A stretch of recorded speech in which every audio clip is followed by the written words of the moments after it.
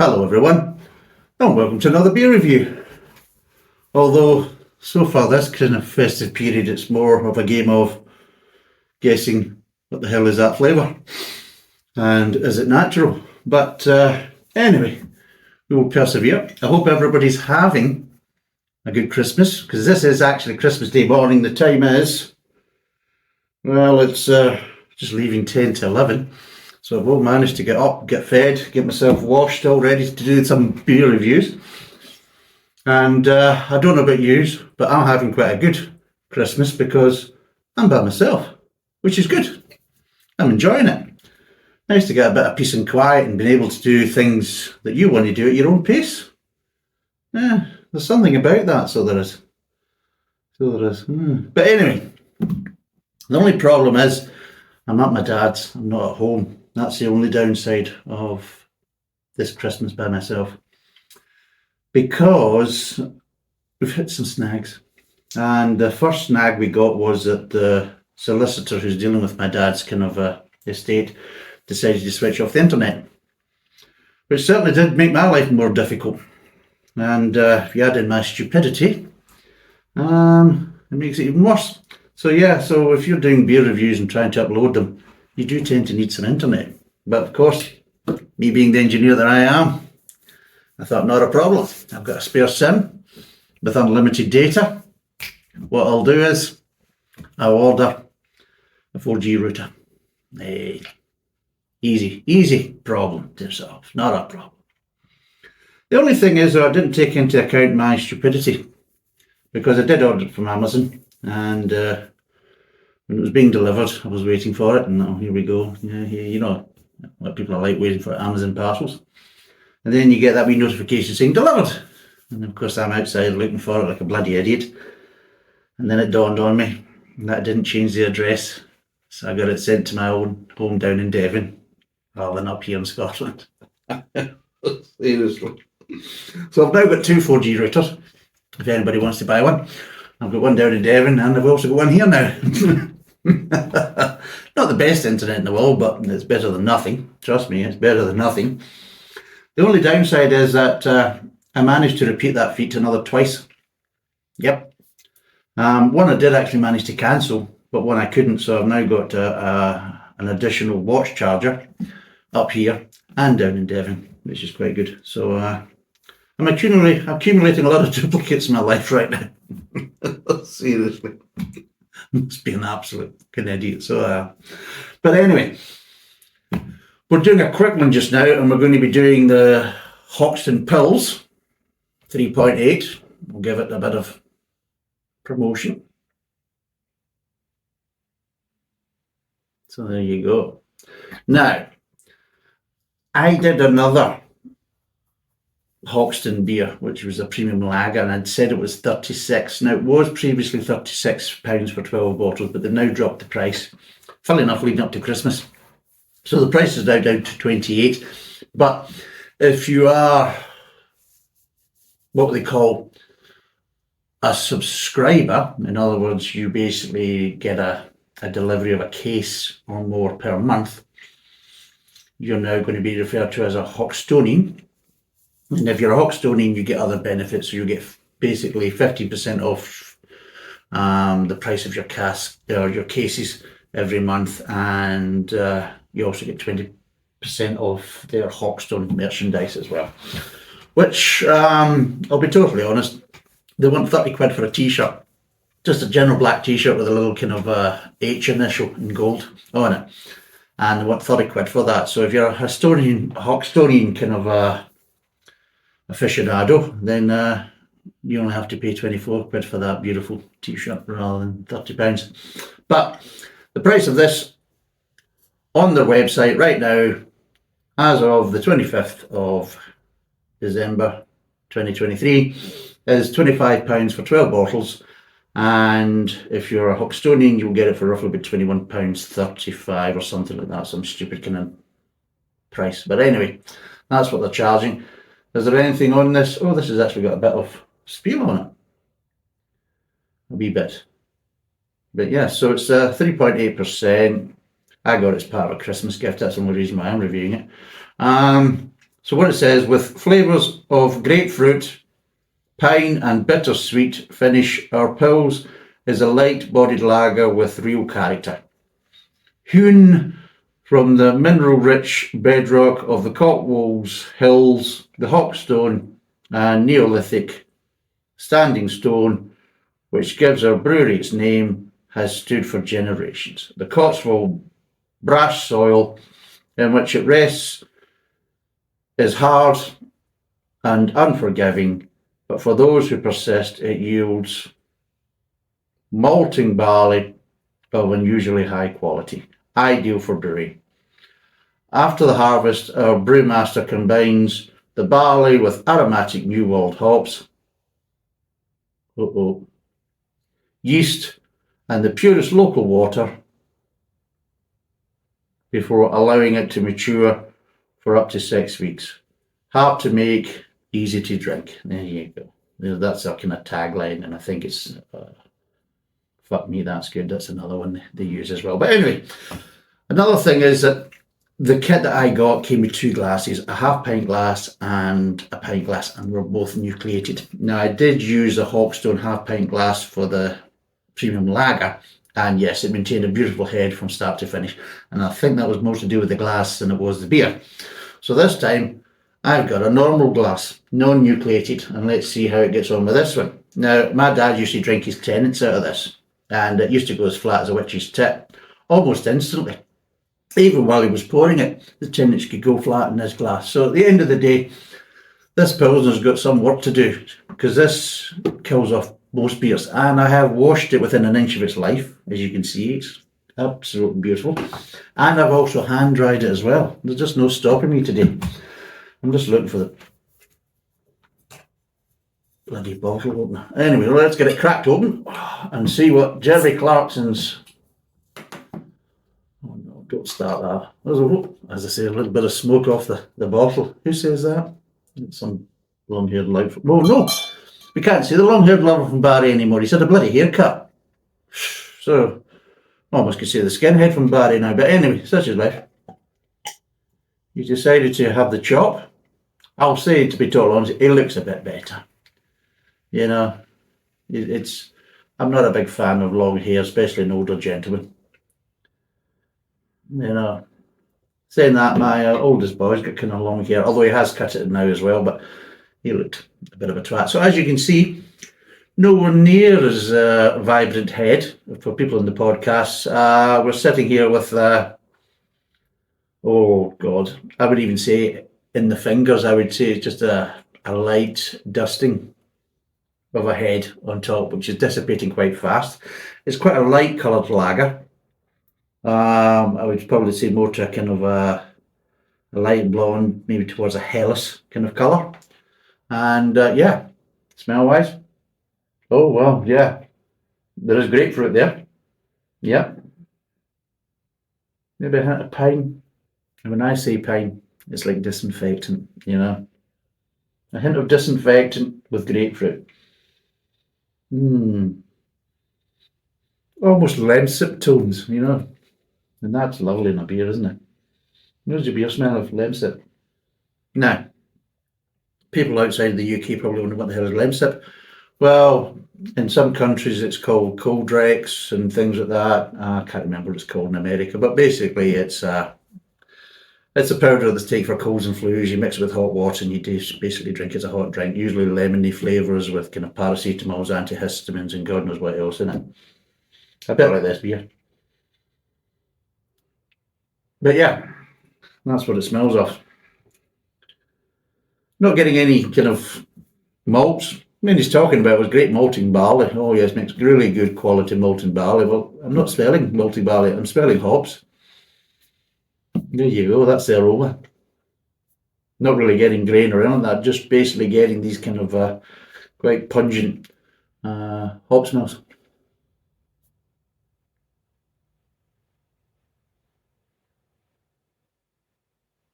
So, let's see what it tastes like.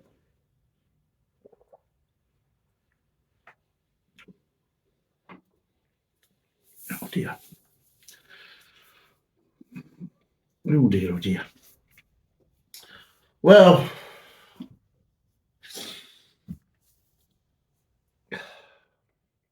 Why do they call it a Pils? You made a beer from New World hops. They've got grapefruit tones, they've got pine tones.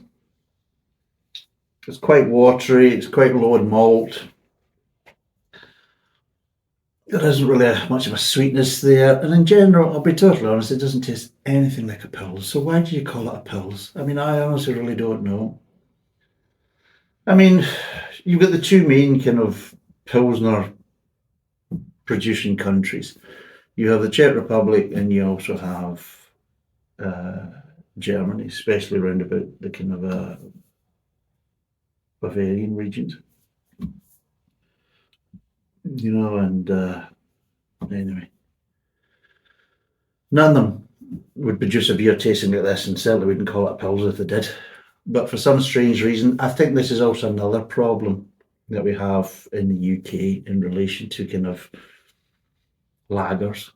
Because this is still a lager, even though it's a Pilsner, it's still supposed to be a lager. It's a Pilsner is a type of lager, just like Helles is a type of lager. You still go through the full kind of lagging process. It's still bottom feeding yeast and everything else, and it's also low temperature fermentation and everything else. So these are all the points of what makes a lager a lager. And they seem to think that, well, as long as we follow that process, we can chuck any old shit into the fermenter and add anything during the conditioning. And we can call it what we like then, because as long as we followed certain kind of parts of the process, so we're using the right yeast, we're doing it to the right temperature, and we're following the kind of standard lagering process. And you're thinking, no, this is a problem. This is where it falls flat. This is where I think a lot of people have a bad opinion of British beer. And to a certain degree, it's justified, because if you're going to make a Pilsner, then make a Pilsner. If you're going to make a lager with lots of other different kind of adjunct flavours and additional hops and God knows what else, then fine. Make up a name. Come up with something a bit different. Don't call it that, because it's just a mockery. Because if I didn't read the back label, I actually initially thought, right, this would be good for Christmas Day, a nice light Pilsner, because I've got another beer coming up later on, a more rich and robust beer. Well, hopefully it's rich and robust, because it's supposed to be. And it is supposed to be a kind of more of a vintage or specialist beer, more of a kind of a celebration beer. And I thought it'd be good for Christmas Day. I've got more coming. We've got some really good beers coming up over this Christmas period. Well, I bloody hope so, because I've spent a heck of a lot of bloody money on them. And I think I'm okay, because they're actually from really good breweries. So that's a good thing anyway. But to cut a long story short with this one is I thought 3.8 Pilsner, nice light one, nice really refreshing one to start off with on Christmas morning, not a problem. And then I get this. And, oh God, seriously.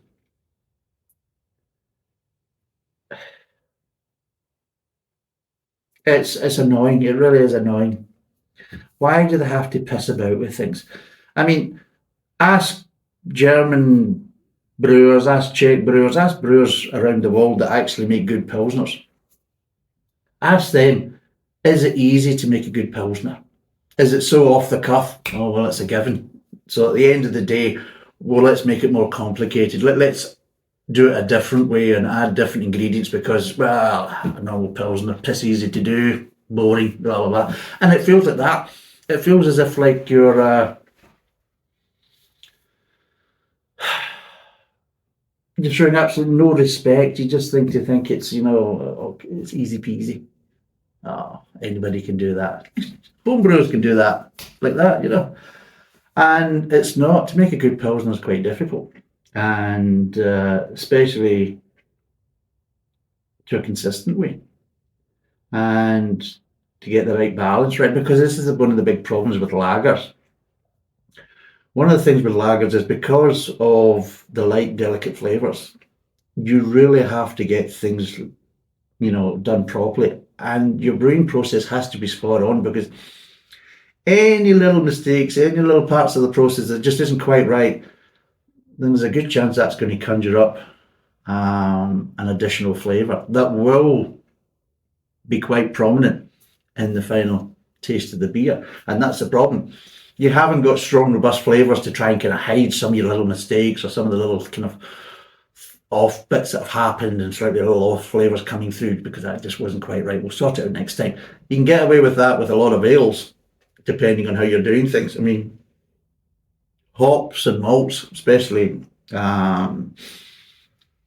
higher content malt ales and higher content hop ales, you can hide a lot of mistakes and a lot of problems behind them.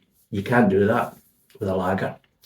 So first thing it gets me is if you want to put lots of hops in a lager, or you want to put lots of malts in a lager, then alarm bells are ringing to me as the case is, oh, why are you doing that? Because that's not really how it should be. It should be a nice, crisp, refreshing, light flavoured, delicate flavours. If you're putting heavier flavours into it, why are you doing it? What are you trying to mask? And that 9 times out of 10, that's why it happens. That's why you get some basically pilsners that are so heavily malted, they're almost like a golden ale. And ones that are heavy hopped, and it's like getting closer to a pale ale with some of the flavour profiles. You think, why are you doing that? Because if you're going to do that, just make a pale ale. If you're going to basically over malt a lager, then just make a golden ale. But something tells me you've started off doing something and it hasn't quite worked out, and you've added other things to try and kind of mask it. And I think to a certain degree, this is what this is supposed to be.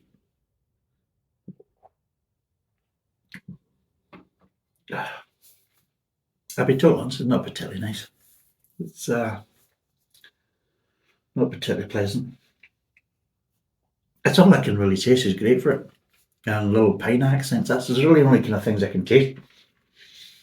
At the front of the mouth, as I start breaking down the flavours, is I'm not really getting much malt or any kind of grain.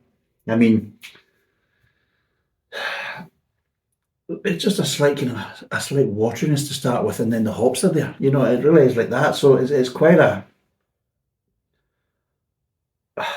slow start. There isn't really a kind of start, front of the mouth. It's like slightly watery kind of beer tasting, and both grapefruit, pine, and then it's almost like you're on the mid tongue straight away, and then it's all the way there, and you get to the kind of aftertaste, and the aftertaste is a bit strange because you maybe get a little bit more pine. So the grapefruit kind of dies down. The grapefruit's more in the mid tongue. It slightly dies down in the aftertaste, but you get slightly kind of more piney tones in the aftertaste, but no real bitterness. So you're not getting the interesting finish of maybe a little kind of acidity change, to get that crispness. You're not getting the kind of slight bitter tones that you'd maybe get from Saaz hops and things like this, that from the Czech style of Pilsner, to give you that kind of slightly kind of bitter finish that you wouldn't get in a German Pilsner. And you're getting none of that. All I'm just getting is hops.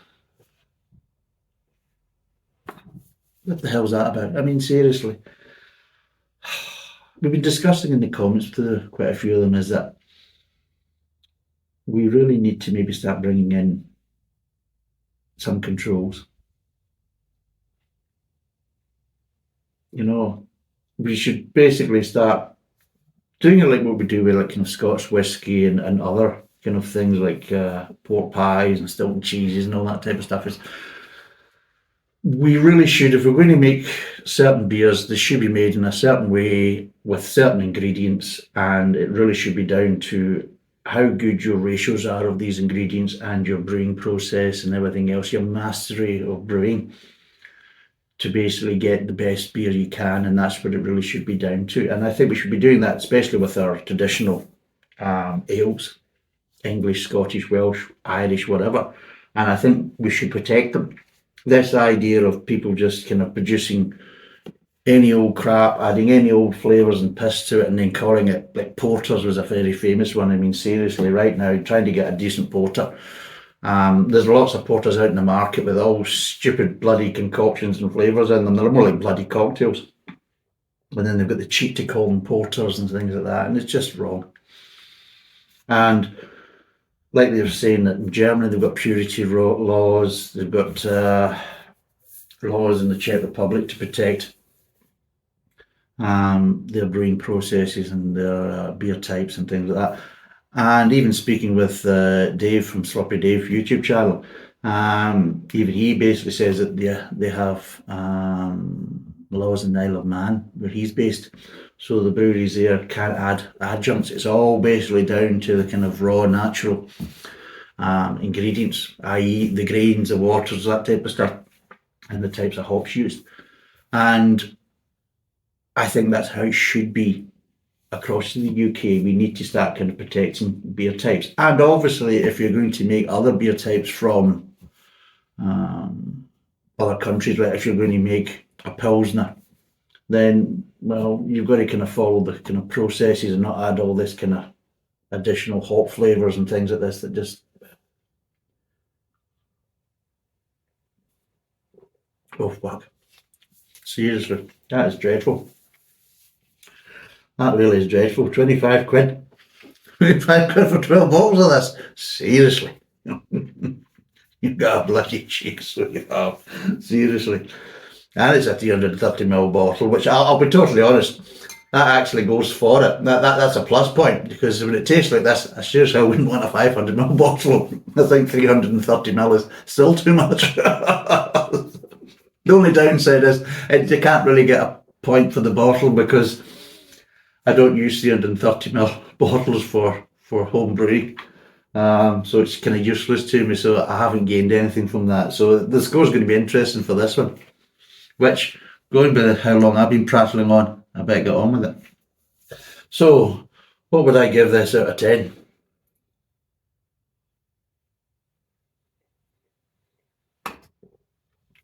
As a Pilsner, it ain't a Pilsner, so I get 0 for that. As a drinkable drink, well, I don't like beer that smells of Lemsip, and I don't like beer that tastes of disinfectant. I've got to admit, I'm not a big fan of pine flavours in my beer.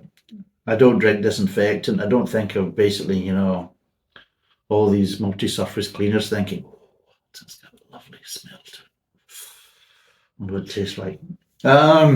No, so I just don't like kind of pine flavours. Grapefruit. Grapefruit's all right as grapefruit. Grapefruit in beer, not a big fan of. I just don't think it really adds anything to the beer. And you're not even getting the sourness of it. You're just getting the kind of grapefruit flavour and nothing else. You're getting no kind of benefit from it, apart from the flavour, which I don't really class as a benefit. Other people might. Great, wonderful, go for it. Enjoy. But it's me that's drinking this beer, and it's me that's reviewing it from my point of view. So no, so nothing for the Pilsner, nothing for the additional hops that they're basically getting. It gets nothing for the bottle because it's, well, 330ml. That's no good to man or beast, unless you're Jeremy Clarkson and Hawkstone and some of these other craft breweries that seem to think that 330ml cans and bottles is the way to go. Trust me, it isn't. So, out of all that, what can I give it? Honest answer. The beer's quite flat, fun enough. So if I put it in the nucleated glass, I'm sure it'll look great and wonderful and all that. Well, to be totally honest, no. It's not the best. So, yeah. So there it's in its natural form. I'm going to have to give it 0. I'm going to give it 0 out of 10. It's just, in my view, overpriced rubbish. Really is overpriced rubbish. And to call it a Pilsner, well, you set yourself up for this. I mean, it's not a Pilsner in any way, shape or form. You've called it a Pilsner just because you followed certain processes. I'm sorry, but that doesn't make a Pilsner. You don't see Czech breweries think, well, I'll follow the kind of Pilsner process, but I'll chuck any old crap into it and that type of stuff and then call it wonderful. And there you go, there's a Pilsner. And they'll think, no, trust me. the Czechs would go after you for that one. And so would the Germans, let's be totally honest. You made a German Pilsner and added all this crap to it and called it a Pilsner. Well, trust me, in Germany, you wouldn't get away with it either. So, if the Germans aren't willing to put up with that nonsense, and the Czechs aren't willing to put up with that nonsense, then why the hell should we put up with this nonsense? So at the end of the day, you've made a beer, you made a lager with bloody hops, an overhopped lager, that's what you made. You haven't made a Pilsner. So don't give us that crap. I mean, seriously, this is Christmas Day. I thought I'll do this as a nice, easy one, nice light beer, and I won't get annoyed. Jesus, I'm already starting to kick off, and it's Christmas Day. This fucking place, I mean, seriously. Oh, but anyway, 0 out of 10. Thanks for watching. I will catch you in probably a few hours, because I've got a better beer to do, hopefully. And thanks for watching. Cheers. And bye for now. Christ. Pills in my arse.